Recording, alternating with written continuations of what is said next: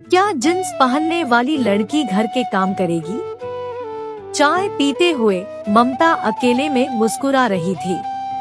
उमेश ने छेड़ते हुए पूछा, तुम्हें फिर मुझसे प्यार हो गया क्या? अकेले में मुस्कुरा रही हो? न जी, आपसे पहली बार ही यार करना मेरी भूल थी। जिंदगी भर आपके घर में कैद हो गई, अब फिर से आपसे क्यों प्यार करूंगी? नहले पे दहला मारा ममता ने। तो फिर मेरी मोहरमा खुद ही खुद मुस्कुरा रही है, क्या कारण है? वो मेरी सोच गलत साबित हो गई, इसलिए मुस्कुरा रही हूँ। तुम्हारी कौन सी सोच? और अपनी सोच गलत साबित होने से दुख होना चाहिए, और तुम खुश हो रही हो? क्या सोच लिया था तुमने? कहीं मेरे अफेयर के बारे में तो नहीं सोच लिया था ना? और मैं तो बेचारा एक पत्नीव्रता हूँ। क्या जी, आपको इस उम्र में रोमांस सूझ रहा है? हाँ, क्यों नहीं, रोमांस का उम्र से क्या लेना देना। मैं अपनी बहू शालिनी के बारे में सोचकर मुस्कुरा रही हूँ। आप तो जानते ही हैं, उसे जब मैंने पहली बार जींस और टॉप में देखा था, कैसे शादी से इनकार कर दिया था। जो लड़की जींस पहनकर अपने ससुराल वाले के सामने आराम महसूस कर सके, वो घर के काम क्या करेगी? और कितना ससुराल वालों का सम्मान करेगी? मेरे इनकार का कारण जब शालिनी को पता चली, मेरे पास आई और बोली, माँ जी, क्या रिश्ता इनकार करने का एकमात्र कारण है मेरा जींस पहनना? मैंने भी गुस्से से कह दिया, तुम अपने घर में जितना पहनती थी, पर लड़के वालों से मिलने आना था तो ढंग का कपड़ा पहनकर आती। कैसे हैं तुम्हारे परिवार वाले? किसी ने समझाया भी नहीं। हमारी भारतीय संस्कृति में साड़ी को शुद्ध माना जाता है। लड़कियां 16 श्रृंगार कर ले, पर साड़ी और चुनरी न पहने तो वह नारी, वह औरत, वह संस्कारी लग ही नहीं सकती।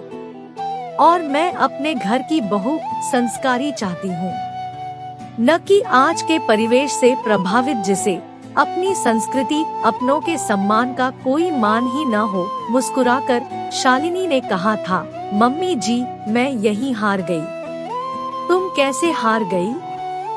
हार तो मैं गई मम्मी जी, मेरे सभी घर वालों ने दबाव डाला। माँ तो थैले में करके साड़ी यहाँ लेकर आई है कि वही पहन लेना, पर मैंने हमेशा से जींस टॉप ही ज्यादातर पहना है और सबसे ज्यादा कंफर्ट इसी में महसूस करती हूँ। मैंने घर वालों से कहा, तुम लोग मुझसे उन लोगों को मिलाने ले जा रहे हो, या मेरे चरित्र बदलकर, मुझे छिपाकर, मुझे दूसरों को सोच की चादर ओढ़ाकर? मां जी, और मैंने रितेश के परिवार के बारे में जाना तो सब कोई शिक्षित और संस्कारी। मैंने उसके प्रोफाइल में पढ़ा, आप समाजशास्त्र से स्नातक हैं। पापा जी प्राध्यापक, खुद रितेश इंजीनियर, आपकी बेटी बड़ी कंपनी में मैनेजर। फिर मैंने साफ कह दिया, पढ़े लिखे लोग लोगों के कपड़े नहीं, उसका ज्ञान, उसके विचार को देखते हैं। मैं जो पहनती हूँ वही पहनूंगी। बस मां जी, ये थी मेरी सोच, और यहाँ देख रही हूँ आपने मेरे शिक्षा, मेरे भाव, मेरे विचार, किसी के बारे में कुछ नहीं पूछा, बस पहनावा देखा और निर्णय ले लिया। उस पर मैंने तर्क भी दिया, तुमने सही सुना है, मैं शिक्षित हूँ, इसलिए कह रही हूँ, कपड़ा हमारी पहचान बताता है। काला कोट वकील, सफेद कोट डॉक्टर, स्कूल जाते बच्चों का यूनिफॉर्म और अश्लील कपड़े पहनने पर तो जानती ही हो समाज क्या समझता है। तो फिर मैं अपने होने वाली बहू को इस ड्रेस में देखकर क्या समझूं? वो हमारी संस्कृति, हमारे संस्कार को समझेगी। शालिनी ने कहा, माँ जी, आपकी बातें सही है, पर कपड़ों में ढका हुआ धोखा भी हो सकता है, इससे आप इनकार नहीं कर सकती हैं। हाँ, बस छोटा सा जवाब दिया मैंने। दोनों तरफ तर्क वितर्क होने लगा, और सबसे ज्यादा मैंने रितेश की नजरों को पढ़ा, जिसे शालिनी भा गई थी, और मुझे सिद्ध भी करना था कि मैं शिक्षित हूँ। अनमने भाव से कह दिया, चलो, इसके कपड़े के अलावा सब कुछ पसंद है, मैंने मन ही मन सोच लिया था, शादी के बाद इसके पहनावे में सुधार लाने की पूरी कोशिश करूंगी। और मैं अपने ही फैसले से बिल्कुल खुश नहीं थी। मुझे नहीं चाहिए थी जो हमारी संस्कृति को न समझे ऐसी बहू। पर कभी कभी अपनी सोच से बाहर का भी फैसला लेने के लिए मजबूर होना पड़ता है। मैं समझ गई थी ये लड़की न घर का काम करेगी न परिवार का सम्मान। फिर भी हमारे बेटे रितेश की शादी हो गई शालिनी से, और तब से लेकर आज तक एक भी मौका नहीं दिया है शालिनी ने कि हम उसे गलत सिद्ध कर सके।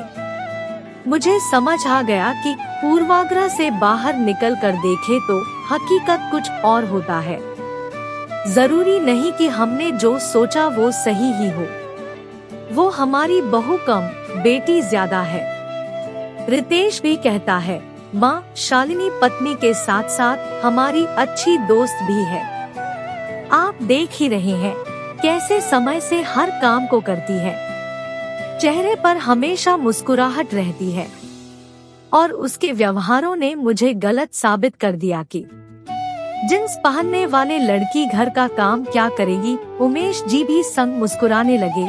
तुम्हें आज पता चला, पर जब मैंने पहली बार जब देखा था पता चल गया था कि शालिनी हर मामले में समझदार है, शिक्षित, सुंदर, संस्कारी, सदाचारी। इसलिए तो मैं भी शादी करने के पक्ष में था। और सारा क्रेडिट तुम अकेले मत लो कि तुमने बहू के लिए हाँ कहा। मैंने तो कह ही दिया था, तुम्हें पसंद हो या न हो, शालिनी ही मेरी बहू बनेगी। पीछे से बहू ने जब उन दोनों की बातें सुन लिया तो आगे आकर बोली, मम्मी जी, पापा जी, कितनी बार आप दोनों इस बात के लिए लड़ेंगे?